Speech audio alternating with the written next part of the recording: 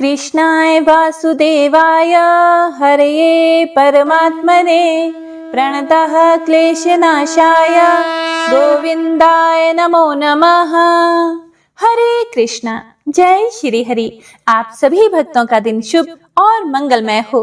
माता रानी का आशीर्वाद आप सभी भक्तों पर सदा सर्वदा बना रहे।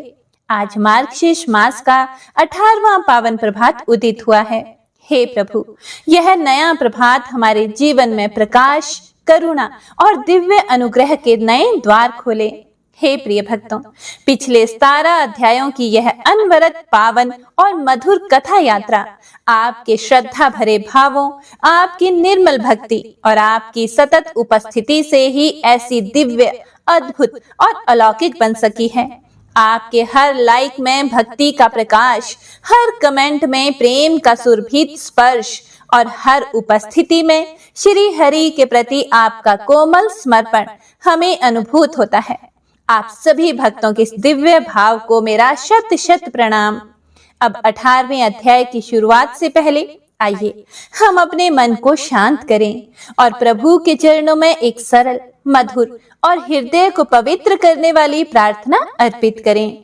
हे नंदलाल श्री कृष्ण, आपकी चितचोर मुस्कान से दुखों का अंधकार मिट जाता है। आपकी मुरली की धुन से मन का बोझ हल्का हो जाता है।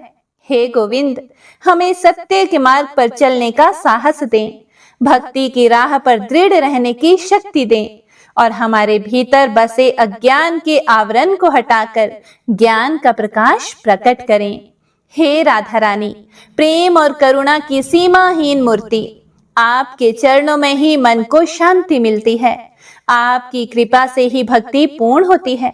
हे जगदम्बे राधे, हमारे हृदय में मधुरता, कोमलता और करुणा का अमृत भर दें, ताकि हर धड़कन में राधे कृष्ण का ही मधुर गान गूंजे।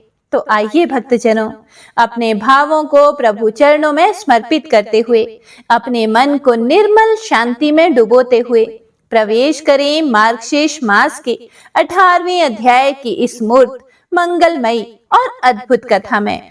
तो प्रेम और भक्ति से बोलिए जय जय श्री राधे, जय श्री कृष्ण। हे प्रिय भक्तों, आज की महात्म्य कथा में आप भगवान श्री कृष्ण और राधा रानी के बारे में एक ऐसा सच जानेंगे जो हो सकता है कि आपके मन में प्रश्न बनकर ही आज तक रहता होगा, क्योंकि जिन लोगों ने इस कथा को नहीं सुना है वह कभी नहीं जान पाएंगे कि भगवान श्री कृष्ण और राधा रानी का सचमुच विवाह हुआ था। अक्सर आप लोगों ने यही सुना होगा कि राधा जी भगवान श्री कृष्ण की प्रेमिका थी। आज की कथा से आप यह भी जानेंगे कि कैसे वृंदावन में जाकर स्वयं ब्रह्मा जी ने उनका विवाह करवाया था, किस प्रकार से विवाह संपन्न हुआ था और उसके बाद क्या हुआ था। अगर आप इस बारे में सच में जानना चाहते हैं, सच में सुनना चाहते हैं, तो आज इस वीडियो को आप पूरा अवश्य सुनिएगा। महात्म्य कथा सुनने से पहले आइए सुनते हैं भगवान श्री कृष्ण और उनके भक्त की एक बहुत ही सुंदर कथा। एक समय की बात है, एक संत जंगल में कुटिया बनाकर रहा करते थे और भगवान श्री कृष्ण का भजन किया करते थे। संत को इस बात का यकीन था कि एक ना एक दिन मेरे भगवान श्री कृष्ण मुझे साक्षात दर्शन अवश्य ही देंगे।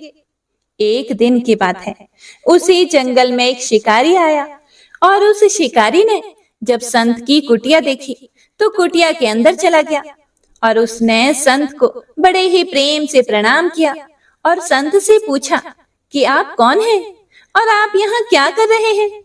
अब संत ने सोचा कि यदि मैं इससे कहूंगा कि मैं भगवान श्री कृष्ण के इंतजार में बैठा हूँ और उनका दर्शन मुझे किसी प्रकार से हो जाए तो शायद इसको यह बात समझ में नहीं आएगी। फिर संत ने तुरंत ही दूसरा उपाय सोचा और संत ने शिकारी से ही पूछा कि भैया, पहले आप बताओ कि आप कौन हो और यहाँ किस लिए आए हो। फिर उस शिकारी ने कहा कि मैं तो एक शिकारी हूँ और यहाँ शिकार के लिए आया हूँ। फिर संत ने तुरंत उसी की भाषा में कहा कि मैं भी एक शिकारी ही हूँ और अपने शिकार के लिए ही यहाँ पर आया हूँ। शिकारी ने पूछा कि अच्छा संत जी, आप यह बताइए कि आपका शिकार दिखता कैसे है? आपके शिकार का नाम क्या है? हो सकता है कि मैं आपकी इसमें कोई मदद कर सकूं। फिर संत ने सोचा कि इसे कैसे बताऊं। फिर भी संत कहते हैं, मेरे शिकार का नाम कृष्ण है और वह दिखने में बहुत ही सुंदर है, सांवला सलौना है। उसके सिर पर मोर मुकुट है और हाथों में बंसी है।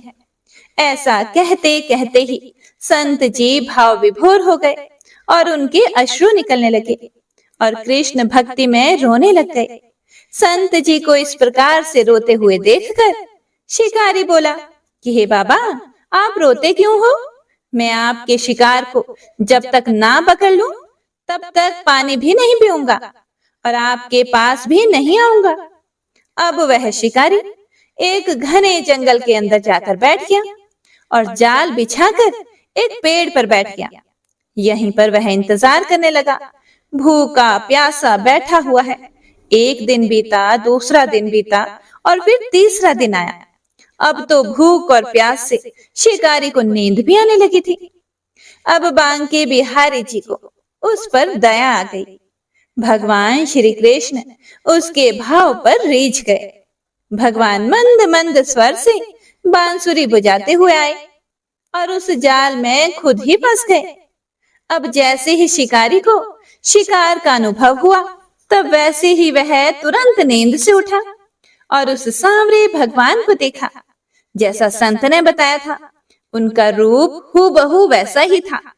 वह तो अब जोर जोर से चिल्लाने लगा, मिल गया, शिकार मिल गया। शिकारी ने उस शिकार को जाल समेत अपने कंधे पर बिठा लिया और शिकारी कहता हुआ जा रहा है, आज 3 दिन के बाद मुझे मिले हो, खूब भूखा प्यासा रखा, अब मैं भी तुम्हें छोड़ने वाला नहीं हूं। शिकारी धीरे धीरे कुटिया की ओर बढ़ रहा था। जैसे ही संत की कुटिया आई तो शिकारी ने आवाज लगाई, बाबा, ओ बाबा। संत ने तुरंत दरवाजा खोला और संत उस शिकारी के कंधे पर भगवान श्री कृष्ण को जाल में फंसा हुआ देख रहे हैं। भगवान श्री कृष्ण जाल में फंसे हुए मंद मंद मुस्कुरा रहे हैं। शिकारी ने कहा कि बाबा, आपका शिकार लाया हूं, मुश्किल से मिले हैं। संत ने देखा तो उनके तो होश ही उड़ गए। संत शिकारी के चरणों में गिर पड़े और फिर ठाकुर जी के चरणों में गिरकर फूट फूट कर रोने लगे और प्रभु से कातर वाणी में बोले, हे प्रभु, मैंने आज तक आपको पाने के लिए अनेकों प्रयास किए, खूब पूजा पाठ किया, लेकिन आज आप मुझे इस शिकारी के कारण मिले हो। इस शिकारी को आप 3 दिन में ही मिल गए। भगवान बोले, इसका तुम्हारे प्रति निश्चल प्रेम और इसके कहे हुए वचनों पर दृढ़ विश्वास से मैं रीझ गया और मुझसे इसके पास आए बिना रहा नहीं गया। मैं तो अपने भक्तों के अधीन रहता हूँ और हे संत जी, आपकी भक्ति भी कम नहीं है। आपके दर्शनों के फल से ही मैं इसे 3 दिन में ही प्राप्त हो गया। इस तरह से भगवान ने खूब दर्शन दिया और फिर भगवान वहां से अंतर ध्यान हो गए। हे प्रिय भक्तों, भगवान तो भक्तों के संतों के अधीन ही होते हैं। जिस पर संतों की कृपा दृष्टि हो जाए उसे तत्काल अपनी सुखद शरण प्रदान करते हैं। शिकारी तो जानता भी नहीं था कि भगवान कौन है, पर संत को रोज प्रणाम करता था। संत प्रणाम और दर्शन का फल ये है कि 3 दिन में ही ठाकुर जी उसे मिल गए। तो हे प्रिय भक्तों, यह होता है संत की संगति का परिणाम। तो सभी प्रेम से बोलिए, भक्त और भगवान की जय।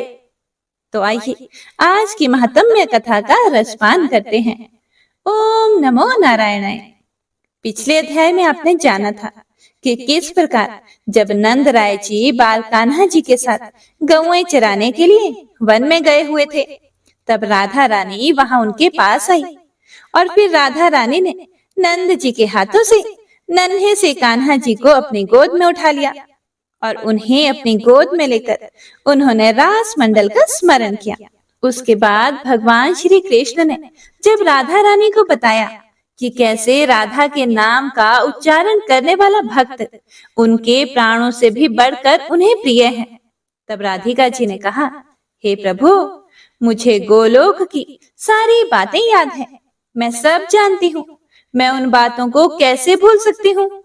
आप जो मुझे सर्वरूपिणी बता रहे हो, वह सब आपके चरण कमलों की कृपा से ही संभव है। हे प्रभु, आप मेरे वक्षस्थल और मस्तक पर अपना चरण कमल रख दो। आपके विरह की आग से मेरा हृदय शीघ्र ही दग्ध होना चाहता है। सामने आपके चरण कमल पर जब मेरी दृष्टि पड़ी तो वहीं पर रम गई। फिर मैं क्लेश उठाकर भी उसे दूसरे अंगों को देखने के लिए वहां से अन्यंत्र ना ले जा सकी। तथापि धीरे धीरे प्रत्येक अंग का दर्शन करके ही मैंने आपके शांत मुखार विंद पर दृष्टि डाली है। हे प्रभु, इस मुखार विंद को देखकर अब मेरी दृष्टि अन्यंत्र जाने में असमर्थ है।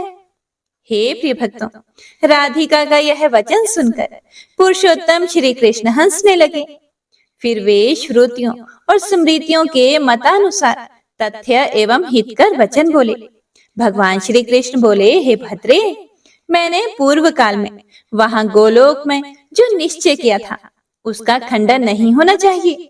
प्रिय, तुम क्षण भर ठहरो, मैं तुम्हारा मंगल करूंगा।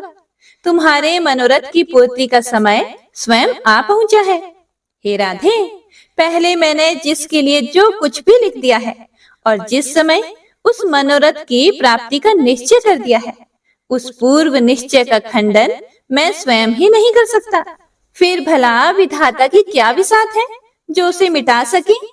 मैं विधाता का भी विधाता हूँ। मैंने जिनके लिए जो कुछ विधान कर दिया है उसका ब्रह्मा आदि देवता भी कदापि खंडन नहीं कर सकते। श्री नारायण जी बोले, हे देव ऋषि नारद, इसी बीच में ब्रह्मा जी श्री हरि के सामने आए। उनके हाथों में माला और कमंडलू शोभा पा रहे थे। चारों मुखों पर मंद मंद मुस्कान खिल रही थी। पास जाकर उन्होंने श्री कृष्ण को नमस्कार किया और आगम के अनुसार उनकी स्तुति की। उस समय उनके नेत्रों से आंसू झरझर टपक रहे थे। संपूर्ण अंगों में रोमांच हुआ था और भक्ति भाव से उनका मस्तक झुक गया था। स्तुति और नमस्कार करके जगदाता ब्रह्मा श्री हरि के और पास गए। उन्होंने अपने प्रभु को भक्ति भाव से फिर से एक बार प्रणाम किया। फिर वे श्री राधिका के समीप गए और माता के चरण कमलों में मस्तक रखकर उन्होंने भक्ति भाव से उन्हें नमस्कार किया और शीघ्रता पूर्वक ब्रह्मा जी ने अपने कमंडलू के जल से प्रसन्नता पूर्वक माता राधिका जी के चरणों को धोया और फिर दोनों हाथ जोड़कर वे आगम के अनुसार श्री राधा जी की स्तुति करने लगे। ब्रह्मा जी बोले, हे माता, भगवान श्री कृष्ण की कृपा से मुझे आपके चरण कमलों के दर्शन का सौभाग्य प्राप्त हुआ है।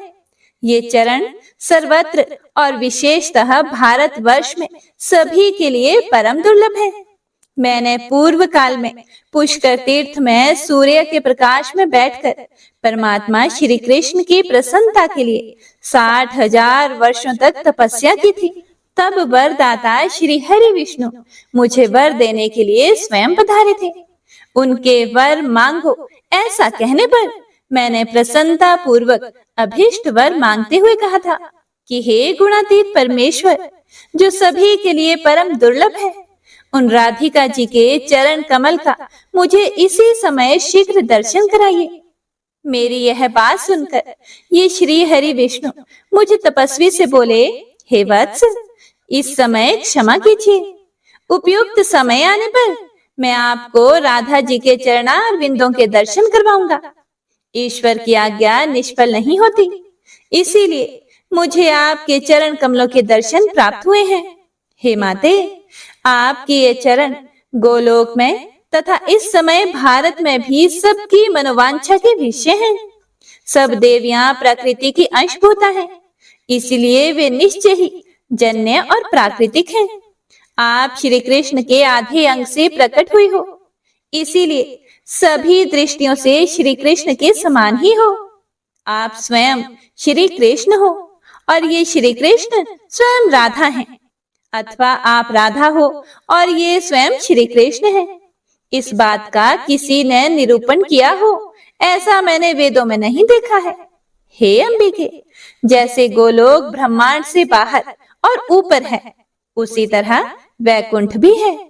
हे माते, जैसे वैकुंठ और गोलोक अजन्य है, उसी प्रकार आप भी अजन्य हो। जैसे समस्त ब्रह्मांड में सभी जीवधारी श्री कृष्ण के ही अंशांश हैं, उसी प्रकार उन सब में आप ही शक्ति रूपिणी होकर विराजमान हो। समस्त पुरुष श्री कृष्ण के अंश हैं और सारी स्त्रियां आपकी अंशभूता हैं। परमात्मा श्री कृष्ण की आप देह रूपा हो, इसीलिए आप ही इनकी आधारभूता हो। माँ, इनके प्राणों से आप प्राणवती हो और आपके प्राणों से ये परमेश्वर श्री हरि प्राणवान है। अहो, क्या किसी शिल्पी ने किसी हेतु से इनका निर्माण किया है? कदापि नहीं। हे अंबिके, ये श्री कृष्ण नित्य है और आप भी नित्य हो। आप इनकी अंश स्वरूपा हो या ये ही आपके अंश है? इसका निरूपण किसने किया है? मैं जगत सृष्टा ब्रह्मा स्वयं वेदों का प्राकट्य करने वाला हूँ। उस वेद को गुरु के मुख से पढ़कर लोग विद्वान हो जाते हैं, लेकिन वेद अथवा पंडित आपके गुणों या स्तोत्रों का शतांश भी वर्णन करने में असमर्थ है। फिर दूसरा कौन आपकी स्तुति कर सकता है? स्तोत्रों का जनक है ज्ञान और सदा ज्ञान की जननी है बुद्धि। हे महाराधे, उस बुद्धि की भी जननी आप हो। फिर कौन आपकी स्तुति करने में समर्थ होगा भला? जिस वस्तु का सबको प्रत्यक्ष दर्शन हुआ है, उसका वर्णन करने में तो कोई भी विद्वान समर्थ हो सकता है, लेकिन जो वस्तु कभी देखने और सुनने में भी नहीं आई, उसका निरूपण कौन कर सकता है? मैं, महेश्वर और अनंत कोई भी आपकी स्तुति करने की क्षमता नहीं रखते। माते, सरस्वती और वेद भी अपने को असमर्थ पाते हैं। हे परमेश्वरी, फिर कौन आपकी स्तुति कर सकता है? मैंने आगमों का अनुसरण करके आपके विषय में जैसा कुछ कहा है, उसके लिए आप मेरी निंदा ना करना। जो ईश्वरों के भी ईश्वर परमात्मा हैं, उनकी योग्य और अयोग्य पर भी समान कृपा होती है। जो पालन के योग्य संतान है, उसका क्षण क्षण में गुण दोष प्रकट होता रहता है, लेकिन माता पिता उसके सारे दोषों को स्नेह पूर्वक क्षमा करते हैं।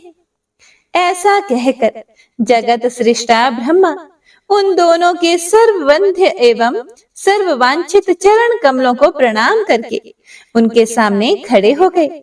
हे नारद, जो मनुष्य ब्रह्मा जी के द्वारा किए गए स्तोत्र का तीनों संध्याओं के समय पाठ करता है, वह निश्चय ही राधा माधव के चरणों की भक्ति एवं दास्य प्राप्त कर लेता है। अपने कर्मों का मूलोच्छेद करके सुदूरजय मृत्यु को भी जीतकर समस्त लोकों को लांघता हुआ वह उत्तम गोलोक धाम में चला जाता है। इसमें कुछ भी संदेह नहीं है। भगवान नारायण आगे कहते हैं कि ब्रह्मा जी की स्तुति सुनकर श्री राधा ने उनसे कहा कि हे विधाते, आपके मन में जो भी अभीष्ट हो वह वर मांग लो। राधिका की बात सुनकर जगत सृष्टा ब्रह्मा जी ने उनसे कहा, माते, आप दोनों के चरण कमलों की भक्ति ही मेरा अभीष्ट वर है, उसे ही मुझे दे दो।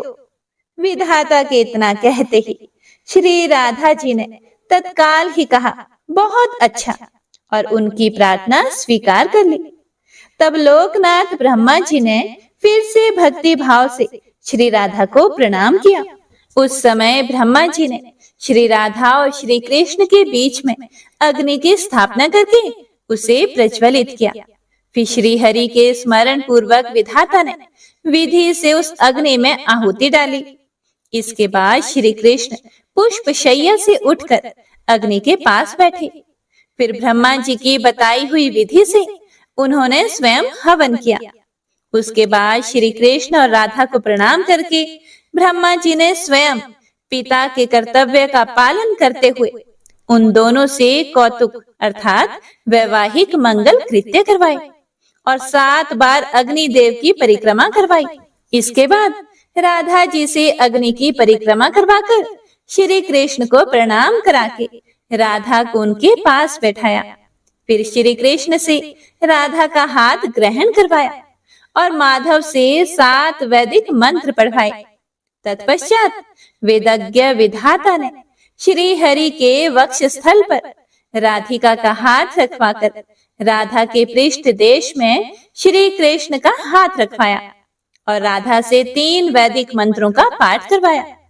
उसके बाद ब्रह्मा जी ने पारिजात के पुष्पों की आजानुलंबिनी माला श्री राधा के हाथ से श्री कृष्ण के गले में डलवाई। उसके बाद कमल जन्मा विधाता ने फिर से श्री राधा और श्री कृष्ण को प्रणाम करके श्री हरि के हाथ से श्री राधा के कंठ में मनोहर माला डलवाई। फिर श्री कृष्ण को बैठाया और उनके वाम पार्श्व में मंद मंद मुस्कुराती हुई श्री कृष्ण हृदय राधा को भी बैठाया। इसके बाद उन दोनों से हाथ जुड़वाकर 5 वैदिक मंत्र पढ़वाए। उसके बाद विधाता ने फिर से श्री कृष्ण को प्रणाम करके जैसे पिता अपनी पुत्री का दान करता है उसी प्रकार राधिका को उनके हाथ में सौंप दिया और भक्ति भाव से वे श्री कृष्ण के सामने खड़े हो गए। हे प्रिय भक्तों, इसी बीच में आनंदित और पुलकित हुए देवगण भी दुंदुभी, आनक और मोर्ज आदि बाजे बजाने लगे। विवाह मंडल के पास पारिजात के फूलों की वर्षा होने लगी। श्रेष्ठ गंधर्वों ने गीत गाए और झुंड की झुंड अप्सराएं नृत्य करने लगी। ब्रह्मा जी ने श्री हरि की स्तुति की और मुस्कुराते हुए उनसे कहा, आप दोनों के चरण कमलों में मेरी भक्ति बढ़े, यही मुझे दक्षिणा दीजिए। ब्रह्मा जी की बात सुनकर स्वयं श्री हरि ने उनसे कहा, हे ब्रह्मा जी, मेरे चरण कमलों में आपकी सुदृढ़ भक्ति हो। अब आप अपने स्थान को जाओ, आपका कल्याण होगा, इसमें कोई भी संशय नहीं। हे वत्स, मैंने जो कार्य आपके जिम्मे लगाया है उसका मेरी आज्ञा के अनुसार पालन करो। हे देवऋषि नारद, श्री कृष्ण का यह आदेश सुनकर जगत विधाता ब्रह्मा जी श्री राधा कृष्ण को प्रणाम करके प्रसन्नता पूर्वक अपने लोक को चले गए। ब्रह्मा जी के चले जाने पर मुस्कुराती हुई देवी राधिका ने बांकी चितवन से श्री हरि की मुंह की ओर देखा और लज्जा से अपना मुंह ढक लिया। उस समय उनका सर्वांग पुलकित हो उठा था। वे प्रेम वेदना का अनुभव कर रही थी। श्री हरि को भक्ति भाव से प्रणाम करके श्री राधा उनकी शैया पर गई। फिर श्री राधा ने श्री कृष्ण के ललाट में तिलक करके उनके वक्ष स्थल में चंदन लगाया। फिर सुधा और मधु से भरा हुआ मनोहर रत्न पात्र भक्ति पूर्वक श्री हरि के हाथ में दिया। जगदीश्वर श्री कृष्ण ने उस सुधा का पान किया। इसके बाद श्री राधा ने कर्पूर आदि से सुवासित सुरमय तांबुल श्री कृष्ण को दिया। श्री हरि ने उसे सादर भोग लगाया। फिर श्री हरि के दिए हुए सुधा रस का मुस्कुराती हुई श्री राधा ने आस्वादन किया। साथ ही उनके दिए हुए तांबुल को भी श्री हरि के सामने ही खाया। श्री कृष्ण ने प्रसन्नता पूर्वक अपना चिबाया हुआ पान श्री राधा को दिया। राधा ने बड़ी भक्ति से उसे खाया और उनके मुखारविंद मकरंद का पान किया। इसके बाद मधुसूदन ने श्री राधा से उनका चिबाया हुआ पान मांगा, लेकिन राधा जी ने नहीं दिया और वे हंसने लगी और बोली, इसके लिए मुझे क्षमा कीजिए। और माधव ने भी राधा के हाथ से रतन में दर्पण ले लिया और राधिका ने भी माधव के हाथ से बलपूर्वक उनकी मुरली छीन ली। राधा ने माधव का और माधव ने राधा का मन मोह लिया। प्रेम मिलन के बाद राधा ने प्रसन्नता पूर्वक परमात्मा श्री कृष्ण को उनकी मुरली लौटा दी और श्री कृष्ण ने भी राधा को उनका दर्पण और उज्जवल क्रीड़ा कमल दे दिया। उनके केशों की सुंदर वेणी बांध दी और भाल देश में सिंदूर का तिलक लगाया। विचित्र पत्र रचना से युक्त सुंदर वेश संवारा। उन्होंने जैसी वेश रचना की उसे विश्वकर्मा भी नहीं जानते हैं। फिर सखियों की तो बात ही क्या है। जब राधा श्री कृष्ण की वेश रचना करने को तत्पर हुई, तब वे किशोरावस्था का रूप त्याग कर फिर से शिशु रूप हो गए। फिर राधा ने देखा कि बाल रूप श्री कृष्ण क्षुधा से पीड़ित हो रहे हैं। नंद ने जैसे भयभीत अच्युत को दिया था, उसी रूप में वे इस समय दिखाई दिए। राधा व्यथित हृदय से लंबी सांस खींचकर इधर उधर उस नव तरुण श्री कृष्ण को देखने और ढूंढने लगी। वे शोक से पीड़ित और विरह से व्याकुल हो उठी। उन्होंने कातर भाव से श्री कृष्ण के उद्देश्य से यह दीनतापूर्ण बात कही, हे माहेश्वर, आप अपनी इस दासी के प्रति ऐसी माया क्यों करते हो? इतना कहकर राधा पृथ्वी पर गिर पड़ी और रोने लगी। उधर बाल कृष्ण भी वहीं रो रहे थे। इसी समय आकाशवाणी हुई, हे राधे, तुम क्यों रोती हो? श्री कृष्ण के चरण कमल का चिंतन करो। जब तक रास मंडल की आयोजना नहीं होती, तब तक प्रतिदिन रात में तुम यहाँ आओगी। अपने घर में अपनी छाया छोड़कर स्वयं यहाँ उपस्थित होकर तुम श्री हरि के साथ नित्य मनोवांछित क्रीड़ा करोगी। इसीलिए अब रो मत, शोक छोड़ो और अपने इन बाल रूपधारी प्राणेश्वर मायापति को गोद में लेकर घर को जाओ। हे प्रिय भक्तों, जब आकाशवाणी ने सुंदरी राधा को इस प्रकार आश्वासन दिया, तब उसकी बात सुनकर राधा ने बालक को गोद में उठा लिया और पूर्वोक्त पुष्पोद्यान, वन तथा उत्तम रतन मंडप की ओर फिर से दृष्टिपात किया। इसके बाद राधा वृंदावन से तुरंत नंद मंदिर की ओर चल पड़ी। हे देव ऋषि नारद, वे देवी मन के समान तीव्र गति से चलने वाली थी, इसीलिए आधे निमेष में ही वहां पहुंच गई। उनकी वाणी स्निग्ध एवं मधुर थी, आंखें लाल हो गई थी। ये यशोदा जी की गोद में उस बालक को देने के लिए तत्पर होकर इस प्रकार बोली, हे मैया, व्रज में आपके स्वामी ने मुझे यह बालक घर पहुंचाने के लिए दिया था। भूख से आतुर होकर रोते हुए इस स्थूल काय शिशु को लेकर मैं रास्ते भर यातना भोग रही हूँ। मेरा भीगा हुआ वस्त्र इस बच्चे के शरीर में सट गया है। आकाश बादलों से घिरा हुआ है। अत्यंत दुर्दिन हो रहा है। रास्ते में फिसलन हो रही है। कीच काच बढ़ गई है। हे यशोदा मैया, अब मैं इस बालक का बोझ ढोने में असमर्थ हो गई हूँ। हे भद्रे, इसे गोद में ले लो और स्तन देकर इसे शांत करो। मैंने बड़ी देर से घर छोड़ रखा है, इसीलिए अब मैं जाती हूँ। हे सती यशोदे, तुम सुखी रहो। ऐसा कहकर बालक को देकर राधा अपने घर को चली गई। यशोदा जी ने बालक को घर में ले जाकर उसे बहुत प्यार किया और उसे स्तन पिलाया। राधा अपने घर में रहकर बाह्य रूप से घर के काम में तत्पर दिखाई देती थी, लेकिन प्रतिदिन रात में वहां वृंदावन में जाकर श्री हरि के साथ क्रीड़ा करती थी। हे वत्स नारद, इस प्रकार मैंने तुमसे शुभद, सुखद तथा मोक्षदायक पुण्यमय श्री कृष्ण चरित्र कहा। अब अन्य लीलाओं का वर्णन करता हूँ, सुनो। ओम नमो नारायणाय। हे प्रिय भक्तों, आज की यह महात्म्य कथा यहीं पर समाप्त होती है। इससे आगे का वृतांत आप सभी भक्तजन अगले अध्यायों में जरूर सुनिएगा। आइए अब गजेंद्र मोक्ष स्तोत्र का पाठ करते हैं। इस माह में गजेंद्र मोक्ष स्तोत्र पढ़ने मात्र से जहां हर तरह के ऋण कर्ज से मुक्ति मिलती है, वहीं 10 दिशाओं से शुभ फल दिलाने में भी सक्षम है। इस स्तोत्र का जाप करने से जीवन में किसी भी प्रकार की परेशानियों से मुक्ति मिलती है। श्रीमद् भगवत गीता के 3रे अध्याय में गजेंद्र स्तोत्र पढ़ने को मिलता है। इस स्तोत्र में हाथी और मगरमच्छ के साथ हुए युद्ध का वर्णन किया गया है और गजेंद्र जब युद्ध से हार जाता है तो भगवान श्री हरि विष्णु का ध्यान करके उनकी स्तुति करता है और उसकी स्तुति से प्रसन्न होकर भगवान श्री हरि विष्णु आते हैं और उसे मोक्ष प्रदान करते हैं।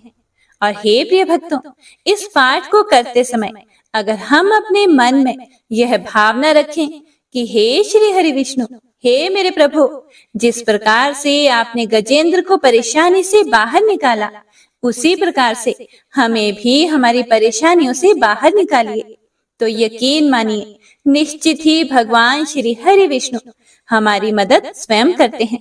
तो आइए अब सच्चे मन से भगवान श्री हरि विष्णु का ध्यान करके इस परम कल्याणकारी स्तोत्र का पाठ करते हैं। जय श्री हरि विष्णु। शुक जी ने कहा कि बुद्धि के अनुसार पिछले अध्याय में वर्णन किए गए रीति से अपने मन को नियंत्रित करके और हृदय को स्थिर करके गजेंद्र अपने पिछले जन्म में याद किए गए सर्वोच्च कार्य और बार बार जप किए जाने वाले स्तोत्र का जाप करने लगा। गजेंद्र ने मन ही मन श्री हरि को ध्यान करते हुए कहा, जिनके प्रवेश करने से शरीर और मन चेतन की तरह व्यवहार करने लगते हैं, ओम द्वारा लक्षित और पूरे शरीर में प्रकृति और पुरुष के रूप में प्रवेश करने वाले उस सर्वशक्तिमान देवता का मैं मन ही मन स्मरण करता हूँ, जिनके सहारे ये पूरा संसार टिका हुआ है, जिनसे ये संसार अवतरित हुआ है और जिन्होंने प्रकृति की रचना की है और जो खुद उसके रूप में प्रकट हैं, लेकिन इसके बावजूद भी वो इस पूरी दुनिया से सर्वोपरि और श्रेष्ठ हैं। ऐसे अपने आप और बिना किसी कारण के भगवान की मैं शरण में जाता हूँ और अपने संकल्प शक्ति के बल पर अपने ही स्वरूप में रचित और सृष्टि काल में प्रकट एवं प्रलय में अप्रकट रहने वाले इस शास्त्र प्रसिद्धि प्राप्त कार्य कारण रूपी संसार को, जो बिना कुंठित दृष्टि के साक्ष्य रूप में देखते रहने पर भी लिप्त नहीं होते, चक्षु आदि प्रकाशकों के परम प्रकाशक प्रभु आप मेरी रक्षा करें।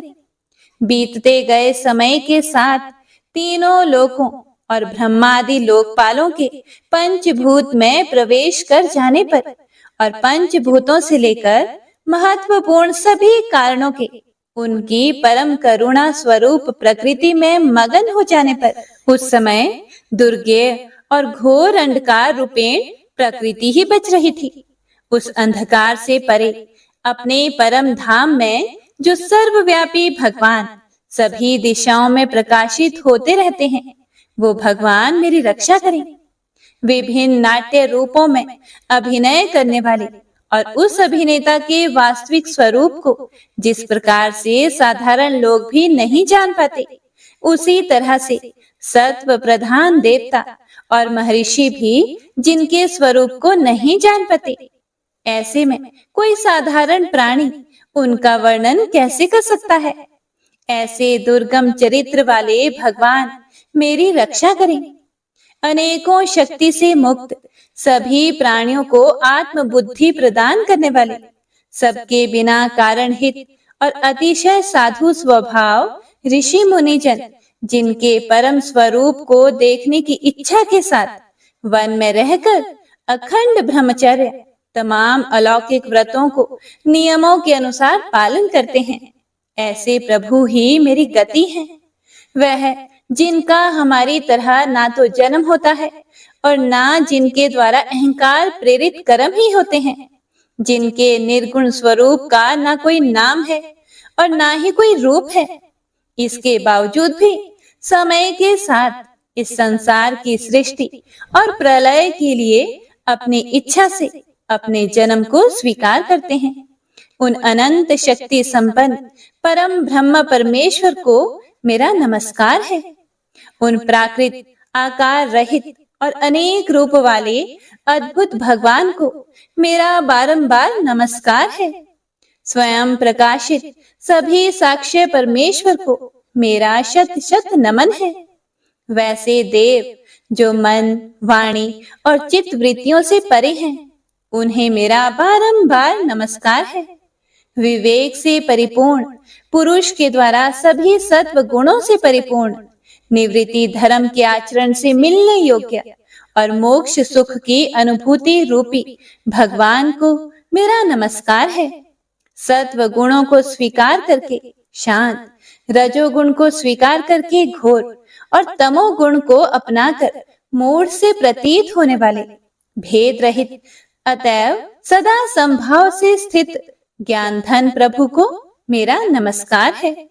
शरीर, इंद्रिय आदि के समुदाय रूप सभी पिंडों के ज्ञाता, सबके स्वामी और साक्षी स्वरूप प्रभु को मेरा बारंबार नमस्कार है। सबके अंतर्यामी, प्रकृति के भी परम कारण, लेकिन स्वयं कारण रहित भगवान को मेरा शत शत नमस्कार है। सभी इंद्रियों और सभी विषयों के जानकार, सभी प्रतीतियों के कारण रूप संपूर्ण जड़ प्रपंच और सबकी मूलभूता अविद्या के द्वारा सूचित होने वाले और सभी विषयों में अविद्या रूप से भासने वाले भगवान को मेरा नमस्कार है। सबके कारण लेकिन स्वयं कारण रहित तथा कारण होने पर भी परिणाम रहित होने की वजह से अन्य कारणों से भी विलक्षण कारण, आपको मेरा बारंबार नमस्कार है। सभी वेदों और शास्त्रों के परम तात्पर्य, मोक्ष रूपी और श्रेष्ठ पुरुषों की परम गति देवता को मेरा नमस्कार है। वह जो त्रिगुण रूपों में छिपी हुई ज्ञान रूपी अग्नि है, वैसे गुणों में हलचल होने पर जिनके मन में संसार को रचने की वृत्ति उत्पन्न हो उठती हो और जो आत्मा तत्व की भावना के द्वारा विधि निषेध रूप शास्त्र से भी ऊपर उठे हों, जो महाज्ञानी महात्माओं में स्वयं प्रकाशित हो रहे हैं, ऐसे भगवान को मेरा नमस्कार है। मेरे जैसे शरणागत पशु के समान जीवों की अविद्या रूप फांसी को पूर्ण रूप से काट देने वाले परम दयालु और दया करने में कभी भी आलस्य नहीं करने वाले भगवान को मेरा नमस्कार है। अपने अंश से सभी जीवों के मन में अंतर्यामी रूप से प्रकट होने वाले सर्वनियंता अनंत परमात्मा, आपको मेरा नमस्कार है। जो शरीर, पुत्र, मित्र, घर और संपत्ति सहित कुटुंबियों में अशक्त लोगों के द्वारा कठिनाई से मिलते हों और मुक्त पुरुषों के द्वारा अपने हृदय में निरंतर चिंतित ज्ञान स्वरूप सर्व समर्थ परमेश्वर को मेरा नमस्कार है। वह जिन्हें धर्म, अभिलाषित भोग, धन और मोक्ष की कामना से मनन करके लोग अपनी मनचाही इच्छा पूर्ण कर लेते हैं, अपितु जिन्हें विभिन्न प्रकार के अयाचित भोग और अविनाशी पार्षद शरीर भी देते हैं, वैसे अत्यंत दयालु प्रभु मुझे इस प्रकार की विपदा से हमेशा के लिए बाहर निकालें। वह जिनके एक से अधिक भक्त हैं, जो मुख्य रूप से एकमात्र उसी भगवान की शरण में हैं, जो धर्म, अर्थ आदि किसी भी पदार्थ को नहीं चाहते, अपितु जो केवल उन्हीं के परम मंगलमय एवं अत्यंत विलक्षण चरित्र का गुणगान करते हुए उनके आनंदमय समुद्र में गोते लगाते रहते हैं। उन अविनाशी, सर्वव्यापी, सर्वमान्य ब्रह्मादि के भी नियामक अभक्तों के लिए भी हमेशा प्रकट होने वाले, भक्ति योग द्वारा प्राप्त अत्यंत निकट होने पर भी माया के कारण अत्यंत दूर महसूस होने वाले, इंद्रियों के द्वारा अगम्य और अत्यंत दुर्विज्ञ, अंत रहित लेकिन सभी के आदि कारक और सभी तरफ से परिपूर्ण उन प्रभु की मैं स्तुति करता हूँ। वो जो ब्रह्मा सहित सभी देवता, चारों वेद तथा समस्त चराचर जीव नाम और आकृति भेद से जिनके अत्यंत क्षुद्र अंशों से रचे गए हैं, जिस तरह से जलती हुई अग्नि की लपटें और सूरज की किरणें बार बार निकलती हैं और फिर से अपने कारण में ही लीन हो जाती है, उसी प्रकार बुद्धि, मन, इंद्रियां और नाना योनियों के शरीर, जिन सभी गुणों से प्राप्त शरीर जो स्वयं प्रकाश परमात्मा से प्रकट होता है और फिर से उन्हीं में लीन हो जाता है, वह प्रभु जो ना तो देवता है, ना असुर, ना मनुष्य है और ना ही मनुष्य से नीचे किसी अन्य योनि के प्राणी, ना ही वो स्त्री हैं और ना ही पुरुष, ना ही नपुंसक और ना ही वो कोई ऐसे जीव हैं जिनका इन तीनों ही श्रेणी में समावेश है। वो ना तो गुण है, ना कर्म, वो ना ही कार्य है और ना ही कारण। इन सभी योनियों का निषेध होने पर जो बचता है, वही उनका असली रूप है और वे ही सब कुछ हैं। ऐसे प्रभु मेरा उत्थान करने के लिए प्रकट हो। अब मैं इस मगरमच्छ के चंगुल से आजाद होने के बाद जीवित नहीं रहना चाहता। इसकी वजह ये है कि मैं सभी तरफ से अज्ञानता से ढके इस हाथी के शरीर का क्या करूं? मैं आत्मा के प्रकाश से ढक देने वाले अज्ञानता से युक्त इस हाथी के शरीर से मुक्त होना चाहता हूँ, जिसका काल क्रम से अपने नाश नहीं होता, बल्कि ईश्वर की दया और ज्ञान से उदय हो पाता है। इस प्रकार से मोक्ष के लिए लालायित संसार के रचयिता स्वयं संसार के रूप में प्रकट, लेकिन संसार से परे, संसार में एक खिलौने की भांति खेलने वाले, संसार में आत्म रूप से व्याप्त अजन्मा सर्वव्यापी एवं प्रापत्य वस्तुओं में सर्वश्रेष्ठ श्री हरि का केवल स्मरण करता हूँ और उनकी शरण में जाता हूँ, जिन्होंने भगवत भक्ति रूपी योग के द्वारा कर्मों को जला डाला है, जिन्हें समस्त योगी ऋषि अपने योग के द्वारा अपने शुद्ध हृदय में प्रकट देखते हैं। उन योगेश्वर भगवान को मेरा नमस्कार है। वह जिनके त्रिगुणे शक्तियों का राग, रूप, वेग और असह्य है, जो सभी इंद्रियों के विषय रूप में मौजूद हैं। वह जिनकी इंद्रियां समस्त विषयों में ही बसी रहती है। ऐसे लोगों को जिनको मार्ग मिलना भी संभव नहीं है, वैसे शरणागत एवं अपार शक्तिशाली वाले भगवान आपको मेरा बारंबार नमस्कार है।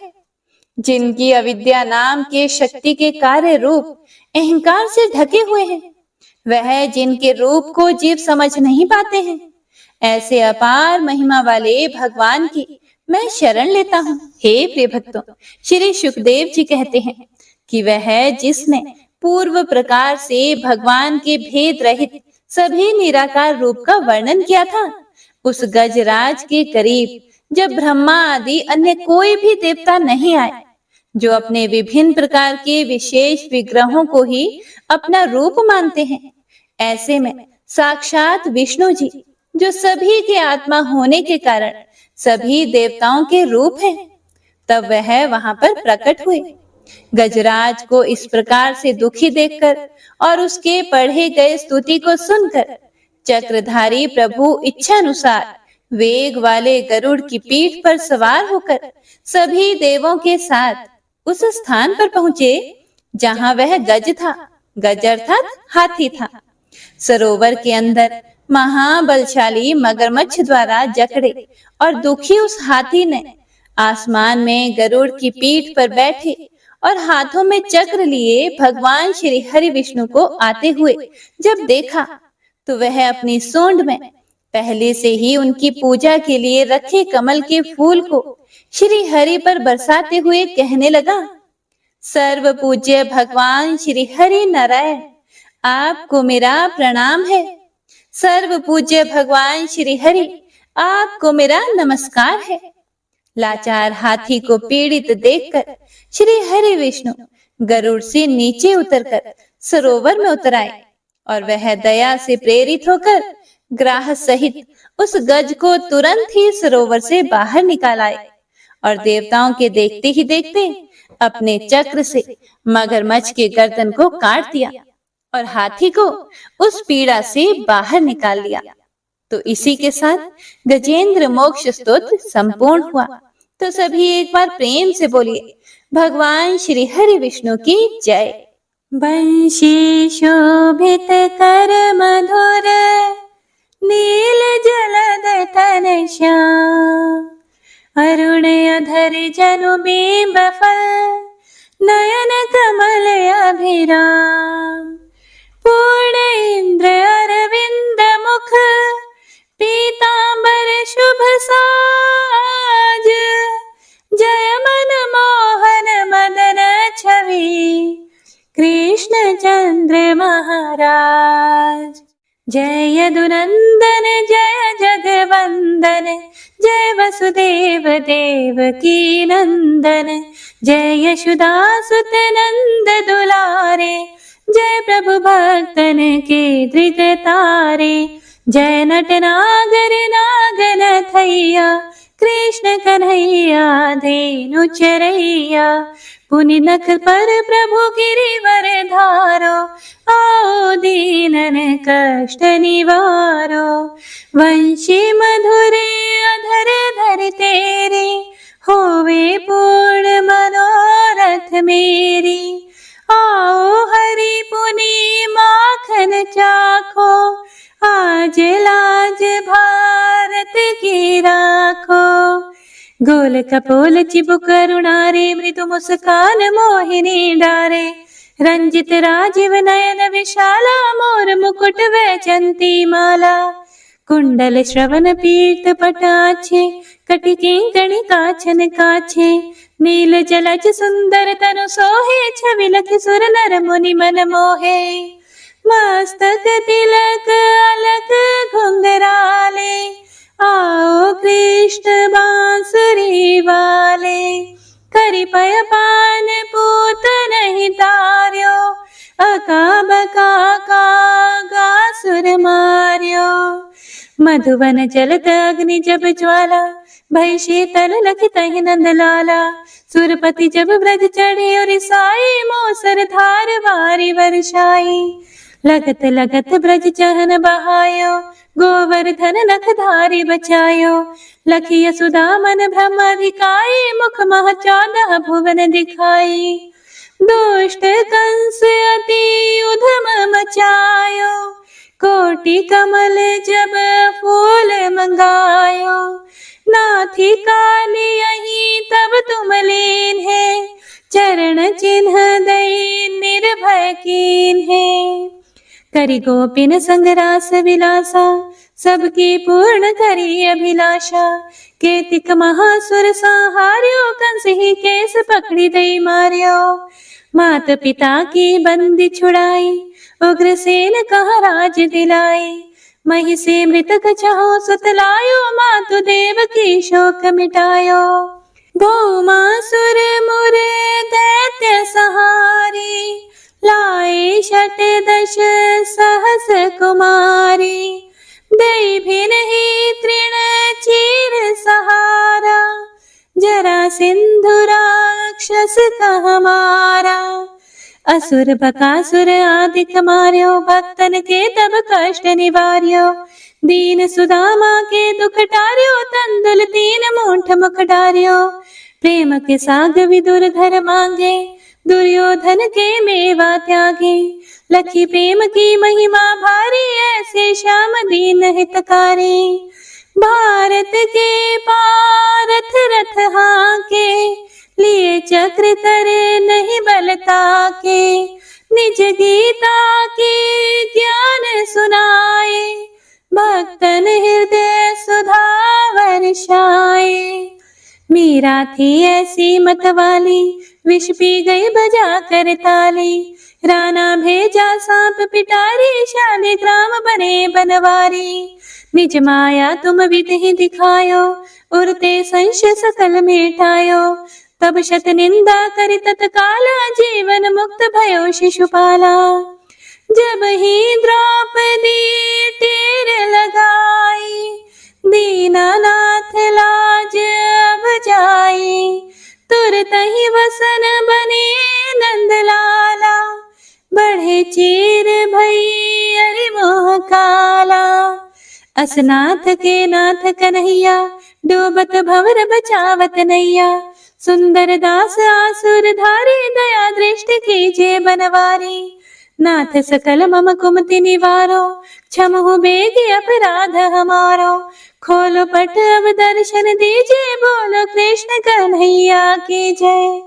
बोलो कृष्ण कन्हैया की जय। बोलो कृष्ण कन्हैया की जय। यह 40वां कृष्ण का पाठ करे उरधारी। अष्ट सिद्धि नवनिधि फल, लहे पदारथ चारी। जय श्री कृष्ण।